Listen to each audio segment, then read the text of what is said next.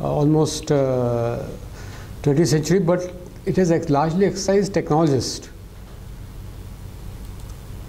And how, because of the printing industry, what you see on this projector, on the screen, how to match projection technology with the printing technology, which is how to match color space of light with color space of pigments. So this has been a real problem, and this problem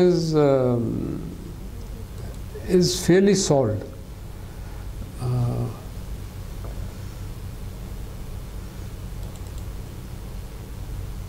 Okay. This is an overlap of color spaces, and this has been actually fundamental thing, fundamental diagram for color mapping. Well, very fundamental. It's used by this guy has not come. He uses that, Abrar.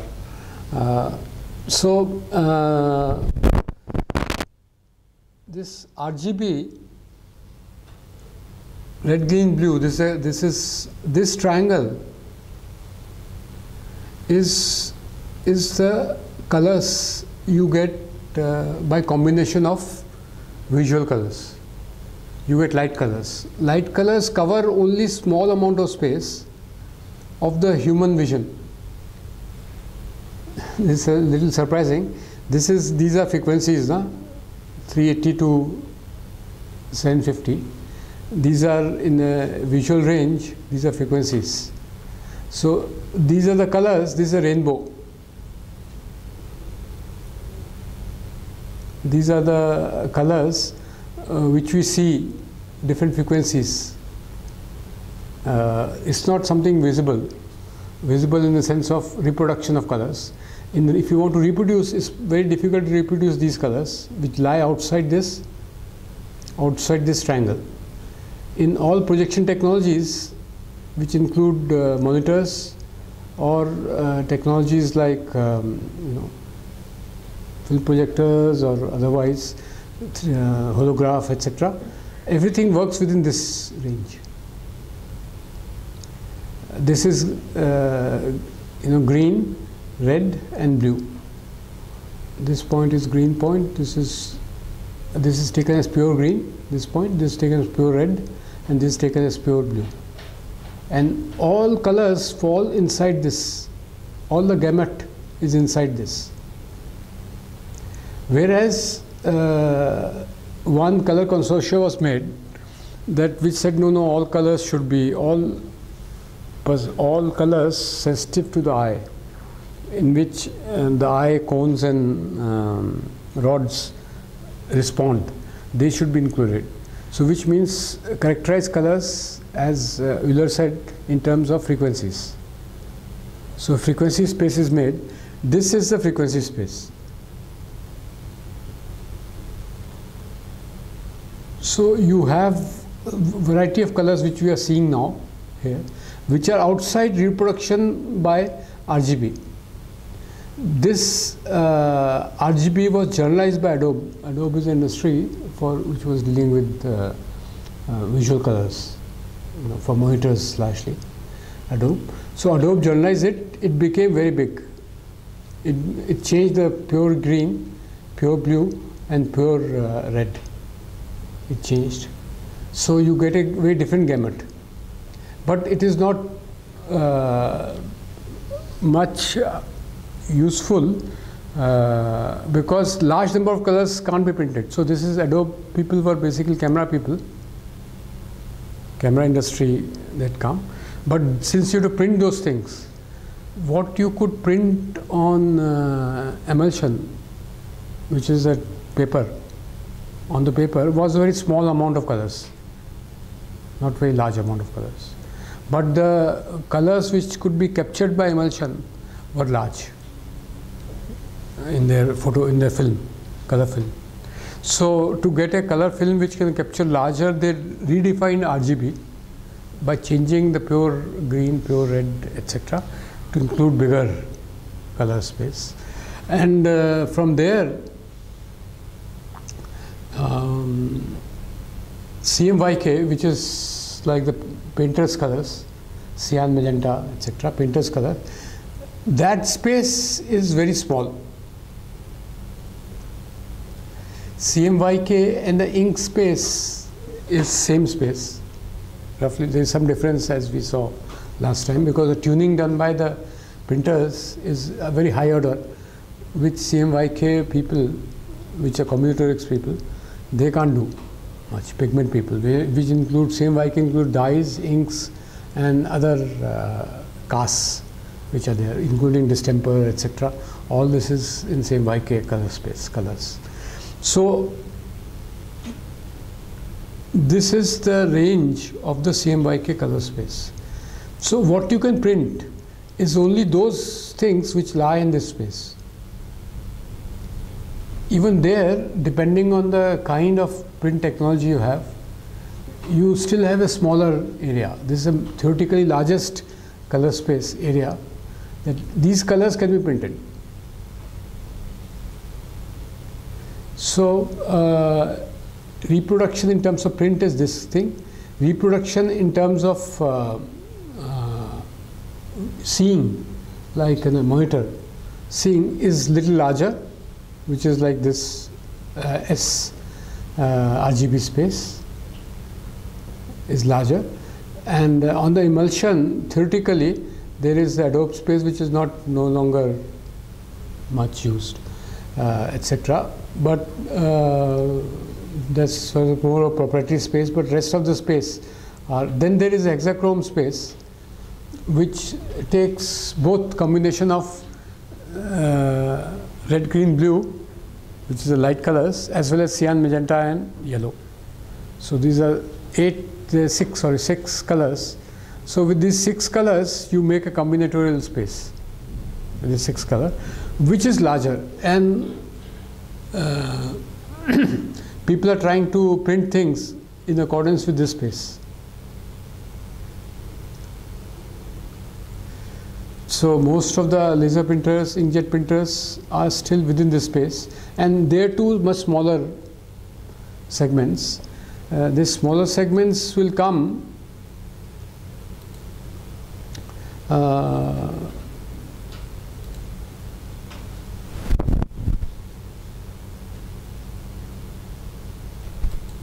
like if you see this thing, this is CMYK space. This color gamut is CMYK gamut, which is like blue is opposite yellow, green is opposite magenta, etc. And blue is opposite this yellow, blue is yellow, and green is red, and this is cyan, opposite orange or something like that. So, but if you look at the colors which are available in market, painter's colors, if you go buy a color tube, if you see color tube, then these are the color which are available in market. For there is a color manufacturer called Citadel. The other color manufacturers, Camel is also color manufacturer. There are other color manufacturers whose colors are using? No. Manufacturer company. Camel. Camel is a worse one because the least color gamut is there in Camel.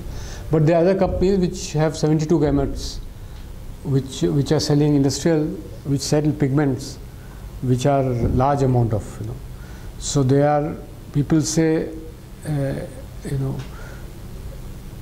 in terms of theoretically there can be around 300 dyes. People, in terms of names, in terms of traditions, a variety of places, but the actual number of dyes which are produced industrially are very few. There are around 60, 70 dyes are produced, and their combinations you can make. 60, 70 is very large. Most people buy 4, 5, 6 dyes in the market, and they combine them to make, like people who dye dupatta, 5, 7 dyes they buy, and their combinations they create colors. Or similarly in Holi, etc., 5-7 dyes are there. I mean, there aren't many, but one can actually produce something like 70 odd things. These are all 70 odd things, and you will see that in this color wheel, and in terms of brightness axis, these are the colors you find in the market. So most of these colors are not found in the market, these colors are not found in the market, these colors are not found in the market. They have to be constructed by combining these colors. So usually a painter would have 4 colors or 5 colors. By diluting, mixing oil, water or something like that, they'll make hundreds of colors. So by looking at the painting, actually computationally you can guess which are the original color that painter had and which is mixture of them, by looking at gamut, guessing backward gamut problem solving, say. So these are all theoretical things, the color distributions which you get. RGB color is and as seen by K and others, etc. They are all theoretical. Actual colors available, at least in dyes and pigments, are very few. So using them we can construct rest of the color or somewhere near those colors. But it has so happened because of display technologies that you can reproduce now 10 million colors only in display, which is like what this Apple International Color Consortia of Apple Industries, they have come up with, and these 5D screens are there now. 4D screens are there in cell phones. 5D screens are there, in which 10 million colors are reproduced. You can see very rich colors. You can't print them, and no two manufacturers of screens have same gamut. They all differ, but Apple has standardized all its products because the hardware is there in every Apple product. The hardware is of the Apple as well as software is of Apple, so they can actually have a standard, whereas usually other products, hardware is somebody's, software is somebody's, and things like that. So this 2005, this consortia is made, and this consortia, International Color Consortia, is standardizing. They are largely concentrated right now on the visual colors, but they'll go on to printer's colors eventually, and create a map. There exists a map. Hewlett-Packard as well as Yashica camera people, Samsung camera people, and Canon. Canon is the original. Canon is like 100 years color. Sony, the Japanese have entered. So some Japanese colors have entered. Indian colors have not entered. Japanese tastes have entered international standard. Japanese colors have entered international standard. Indian colors have nowhere. I mean, we don't have color industry in India. So there isn't really a color. But there is an informal color industry, which is our dyers and our, sort of Pochampalli and all of these things are there.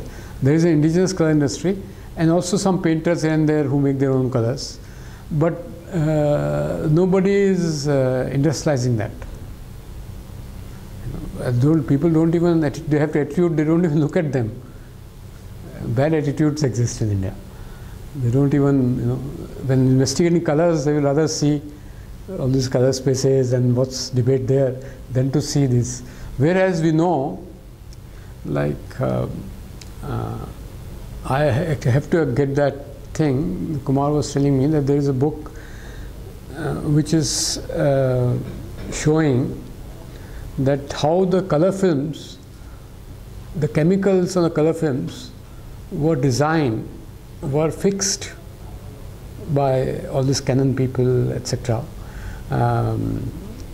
By looking at the pigments used by Michelangelo.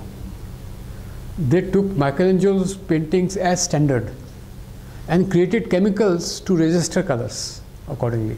So the earliest color films had chemicals, emulsions, which will record colors, which will only record Michelangelo kind of colors. So we could have done that for Pahari colors. We could have made films if we were industrializing. Unfortunately, India didn't industrialize, and that's another issue there. And though we have industry, I mean, we have what is called import substitution and things like that. Those that kind of industrialization India has, but not really indigenous industrialization. And it is there in few places, but not in all places. In arts, people say that this India got industrialized. Industrialized means art is being brought to stage, modern stage, is in music. The music could be brought to stage with all its colors. Dance couldn't be brought to stage with all its colors. It has its own colors, traditional dances are there, but they are not really that engripping as music is. So music got industrialized a bit, but not so much other art forms. So at least Indian colors have not got industrialized. That is true, because but Hunt for Colors, in that book, is saying that in the colonial hunt, which was 19th century survey hunt, etc., color hunt is also one of them, which is to get pigments of different colors. Like you had survey of language, survey of sounds, you had survey of sounds. There was survey of colors also, international, global, in the 19th century. And in that there were many colors picked up. A lot of these colors were picked up from India and East Africa, because these are the color sources of the world. Because the material color technology is very big in India. I mean, Rajasthani colors and all these colors you see with weavers. There are too many of them. People are wearing color clothes in East Africa and in India. Nowhere else people are wearing color, too many colors. I mean, there is Chinese color, but they are mellowed. They are not too. They don't have a gamut which is very large. Modern China has a European gamut.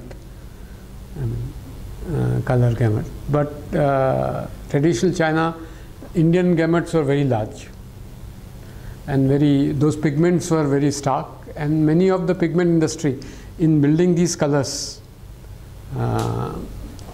all these colors which are available now, these are painter's colors, but dye color also one can look up. There are those dye cards, no, palettes. They show you if you want to buy colors. They give you these things. You can map them to the color wheel and see that they are also sparse. So there are theoretical kind of color spaces. There is an issue in terms of printing of colors. Replication of colors, which is the industrial idea, is how to replicate color. And so in formal industry, India knew how to replicate some colors, to reproduce those colors. And there is also a fourth one here, which I'll sort of show it some other day, which is the fluorescence colors, colors of light, of bulb industry or tube light industry, or diode industry, light emitting diodes. So there is a color chart with them. Actually, every industry has its own color charts. So if you go to distemper industry, they will give you their own, we make some these 40 things, you choose from them. These 40 and others you can mix. And there is also indigenous distemper industry, masonry industry, which says you buy whichever color you want, we will change it to our own way. This is what Kerala has done. So there are, if there are colors also in pigment categorized in terms of whether they dissolve in water, whether they dissolve in oil, whether they dissolve in what medium, different mediums in which they dissolve. Turpentine, they dissolve, or things like that. So colors which dissolve in water, which are distempers, they are water soluble colors. These colors will be, you can add a different hue to them. The small tubes come in market, which are sort of what we call here second-hand industry, or that there is industry in Coimbatore, Kanpur, Rajkot. What do we call them? Second-hand, those chalta industry, or I mean that underground industry. They don't pay taxes. This industry. There is a Kanpur, Ludhiana, Coimbatore, Rajkot. These are the hubs of non-tax paying industry, small scale industry, which produces a whole lot of things, including weaving machinery in Coimbatore, to all kind of colors and things like that. This is informal industry, and they are called like Maruta. What was Jugaad? Jugaad industry. This is called Jugaad industry. So in this Jugaad thing, you have these color tubes. You can buy it there, which are water soluble. They are used to make these Kerala colors. Kerala houses. So Kerala has a very strange phenomenon happening in last 15 years. All houses are strangely colored, very unnatural colors. I mean, they will be brown, which that brown you have not seen, only in that house, or things like that. So there is that thing of color mixing industry which exists, the Jugaad industry, but there is no formal proper industrialization of industry. So it's possible in India to produce 400 pigments, I believe, because if somebody studies or looks up the traditions of material traditions of dyes all across country, and painters' tradition of paints, etc., or even the mixtures you put in various medium like glass, lac, to create ornaments, or the colors you see in gem, etc., their reproduction. There are industry which reproduces just those colors for artificial glass, etc., gem colors. So if you look at all of them, if you do proper survey across country, I think that we can create 400 color gamut of just this pigment, which is around 72 right now globally. And global industry is very small, because that is entirely based on the surveys, color surveys done in 19th century. When people went around all across places, Papua New Guinea, collected one or two colors, pigments, and learned method of reproducing them, or replicated them in their labs in the 20th century in Europe, replicated them. So that's how the color. So one thing is to see that all the color organization schemas should be seen as transient. They are there, they're solving some contemporary problem of camera industry or printer industry, etc. But the color spaces, as I showed you, that is not there now, that language colors, because only Abrar comes, it will be there. So the Telugu color, they are different from Malayali color we saw, and pictures look very different. out of them. So color is that kind of reality. A reality which is cultural reality, and the replicability of those colors is also cultural reality. But with the industrialization, sort of it's a transcultural way one can think of replicating colors. And so the perception of colors is still cultural. In fact, there are studies which says that urbanization, urban perception has reduced the gamut of colors, which you can see in the dress colors of men folk. If you go in China, all men folk are wearing white and black. The officials are wearing black, non-officials are wearing white. If you go to sort of Europe, you know, it is mild tinge of white, some other color hue is added, little bit of pink, but it shouldn't look pink, it should look white. Little bit of blue, you know, those are the colors Europe is wearing. And the black suits with some brown, some, you know, those kind of things. And also Americans are wearing. Women folk seems to have an extraordinary interest in colors everywhere. East African colors are women folk, and Rajasthani colors are women folk. And you can see that everywhere. Or American women folk have, I mean, they wear colors in Tahiti, colors from, you know, all kind of places. So much of the French industry, garment industry, whenever has to look for colors, have to look for Arabic, rest of the world, then into themselves, the fashion industry. And it's more successful, though the French have a big name.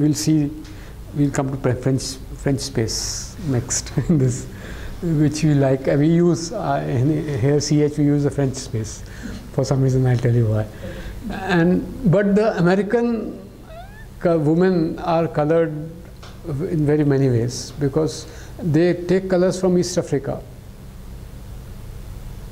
The colors are there, or Central Africa colors are there. Also from Asiana, etc., they take colors. So you have women in America wearing more colors than in France. And you also have other traditional colors, not much, though Romania, Greece and things like that. And Russian colors are still traditional, but not much gamut. Indian colors are still have a gamut. No? Whatever is happened to Banjaras and Banjara Hills is what has happened to colors. Look at the difference between colors worn by Banjaras and color worn in Banjara Hill today. But nonetheless, new thing has happened with modernity is that fluorescent colors have entered the market. Fluorescent colors, only in India fluorescent colors are known. You still have miniature paintings with fluorescent colors. They shine as if they are light sources. They shout. The fluorescent colors are nobody is wearing here, but there are, I mean, modern T-shirts are fluorescent colors. They shout and they look very different. So all the, for example, anybody who is working in on highway or high rise should wear a fluorescent color. There's a dress code which has come, and so they should be visible workers for that reason. And so colors and culture have something, and these gamuts are another thing. There is this one particular space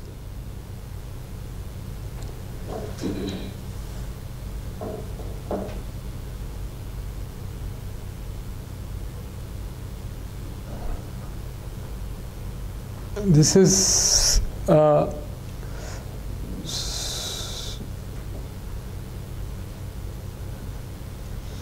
Okay, there is a consortia for color which was made in 1931. Given these spaces, too many spaces, how to do that? And this is 31, this is a time when color industry is rising, largely because construction industry has come up very big in 30s everywhere. Color industry is also rising, and these are the names of the same. In 31 they made electromagnetism has grown as a full-blown theory by 31. So all the colors could be now indexed according to the wavelengths and frequencies. So they made when they indexed colors according to wavelength and frequencies, like all the musical tones have also got indexed in terms of frequencies now, in the 30s onwards. It happened in, as I said, Euler in the 16th century said that in music, instead of interval, one should talk about frequency. But it took 2 centuries, 3 centuries for it to, because till the light got analyzed in terms of frequencies properly, electromagnetism, this didn't come through. But in 30s it came through. So you could have a music space, you could have a color space with this.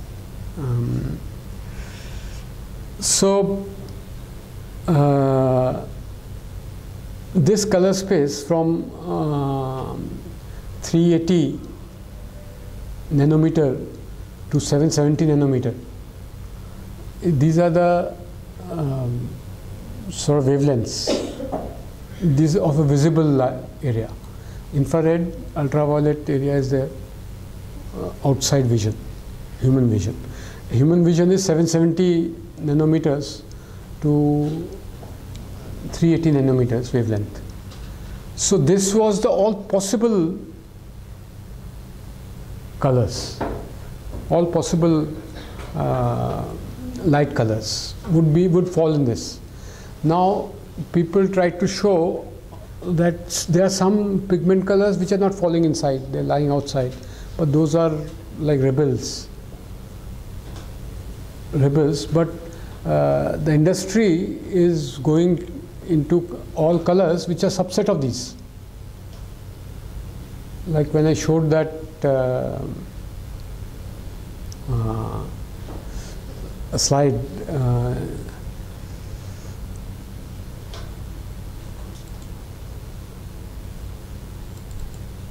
this one is lying within this.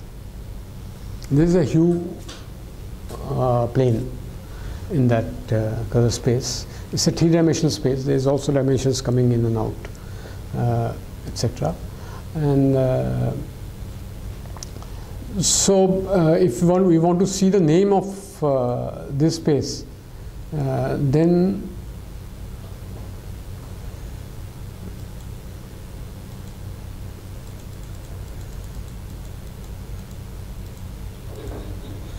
you can see there's yellowish green. These are linguistic names people use for these regions usually, and very rich. I mean, so color being a patch is like a massive region instead of being a patch which you are saying. So they are apart from this, there is also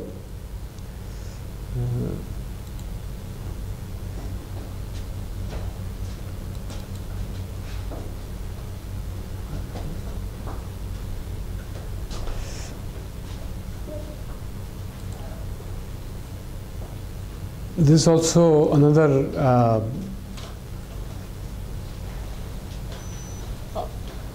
before I tell this, there's one particular color space which you use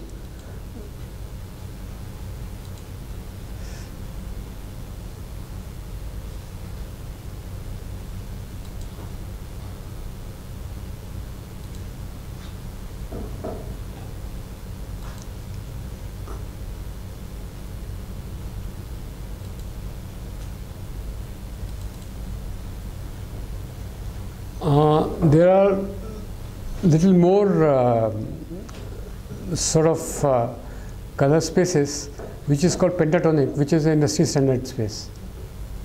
You know, and just to show that this pentatone is also covered.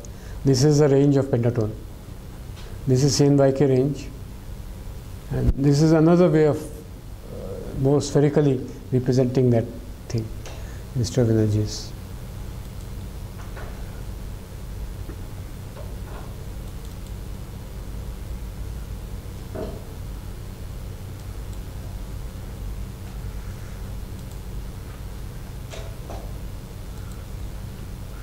I'm looking for one particular, this is that space. Usually this is the plane we looked into when we're looking into color distributions, this plane, but you have some other, like I said, hue is there, along with the purity of the hue is a saturation issue, and the value is luminosity of that thing. So usually the color spaces are many dimensional because of this, and but I was looking for, yesterday I showed that.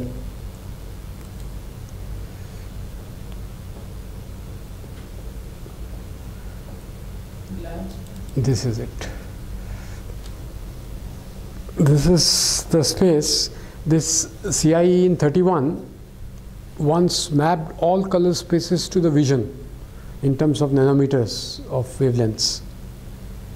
So there was some hope that you can integrate the color spaces. You will exactly know what will get replicated, what will not. But then these spaces in terms of replication have holes. As we saw that the color wheel is CNYK is very big, but only 72 odd colors are available in the market. In between are holes there. So industrially what can be replicated through the combination is still an issue, because actual available color and the gamut is another issue than the theoretical idea of a color space. They are two different things. So in 76, CIE, this is a committee for colors. It was a committee made in France. French people ran that committee. Most of its proceedings also in French, not in English. Most of the color industry is German. It's a German people who, German means North Europe also, Sweden, Norway, you know, and German. This is Germanic, Austria. These are Germanic influence things. So industry is German. More of the theory was a little bit.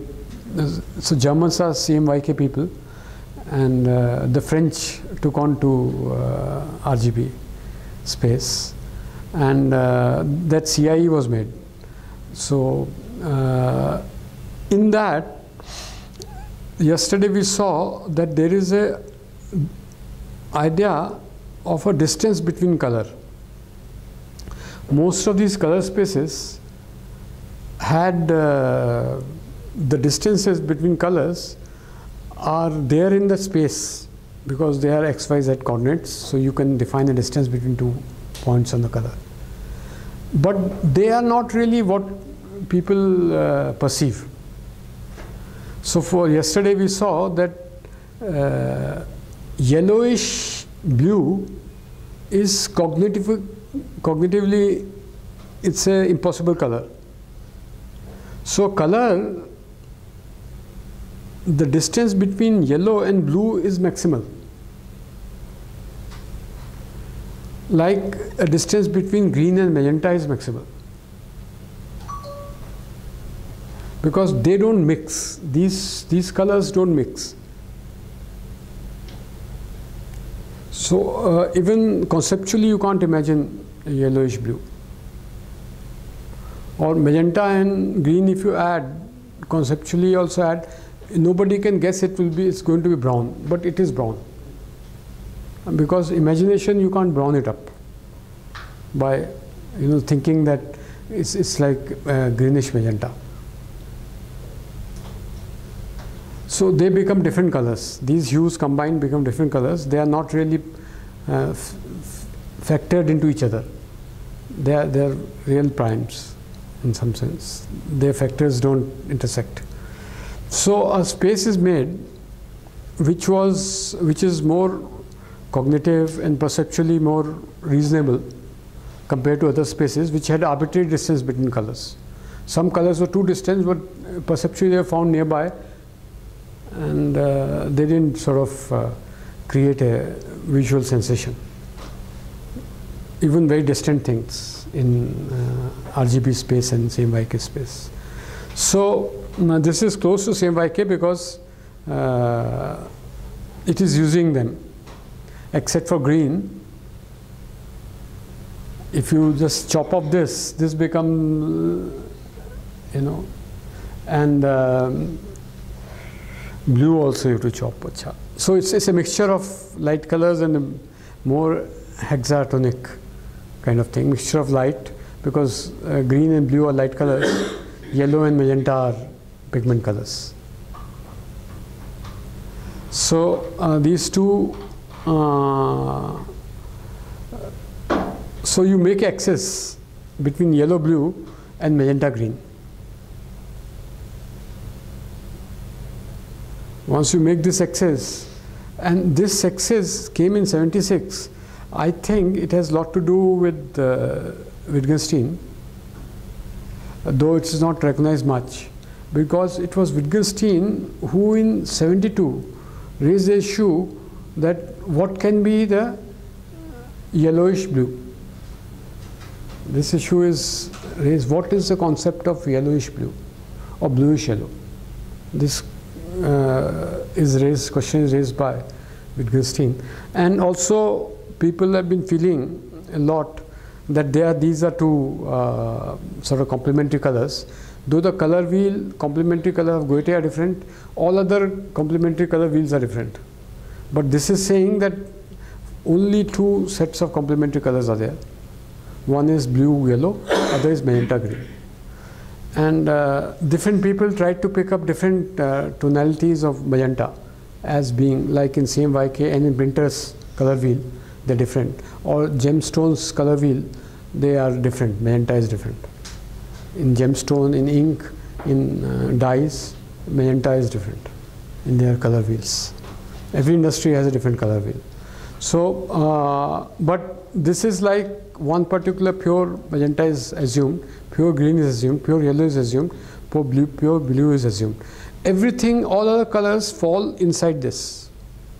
If you make a square, inside that all colors will fall. So the longest distance between colors, perceptual colors, is yellow-blue distance.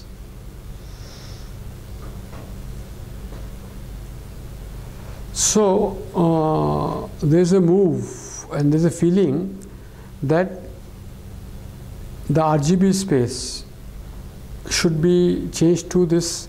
This is called LAB space. A axis, B axis, and luminescence axis. Luminescence is black and white. That this should become a standard space, and any transform done in this preserves distance between colors which are perceptual, which are not just map distances or composition distance, because we can't trust composition principle. Composition principle light colors are different from composition principle of printer's colors. We can't trust them. So instead of using spaces from that side, we should use this space. So this lab space, luminescence, alpha axis and beta axis, this is quite good, and all those pictures you saw of those two men and women in Telugu, Hindi, etc., Malayalam, they are all those transformations are done on lab space. So you can see that colors are well kept in that, compared to if you do those transformations RGB, it doesn't have depth.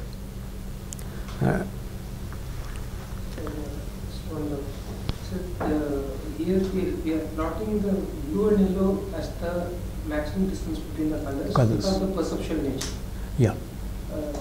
Sir, even in the sensor when information is recorded, there is more pixels devoted to taking the green information, because that is something which we are so. Green is because green is the most artificial color.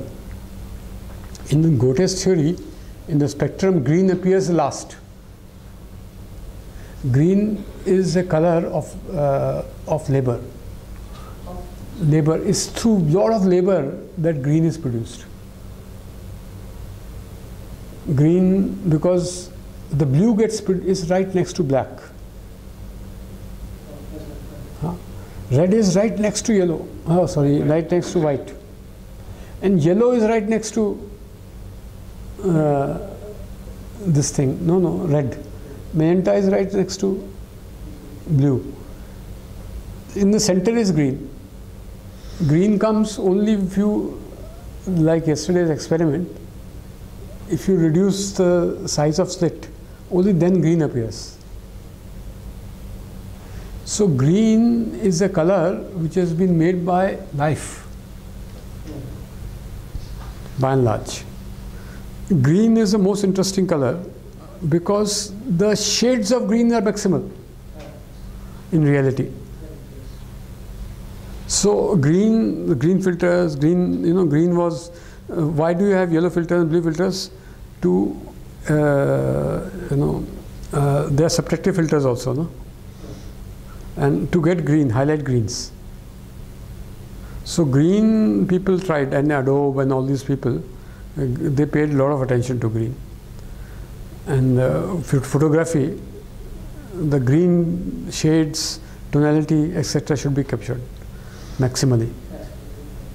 So, and green is usually a color of vegetation. And all rest of colors, the fruits can be of very great variety. And there is a color wheel of vegetable kingdom. I showed it yesterday. That thing was there. Color wheel of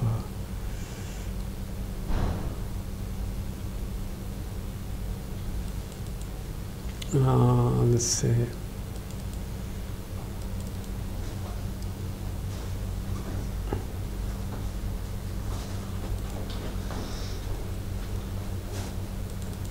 yeah, this is a color wheel. Vegetable color wheel. You get all the colors which are found on this is to be modified because of National Geography and the photography National Geography did. Most wonderful colors and their textured colors can be found in those pictures, no? Which National Geography promoted.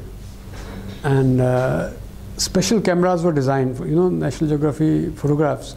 You had a screen on which recording will be done of 12 by 12 inches. Large format. Large format. The recording screen is 12 by 12 inches.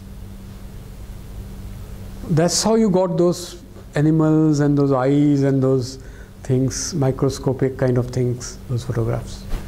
That changed the idea of television is influenced very largely because of National Geography things. Because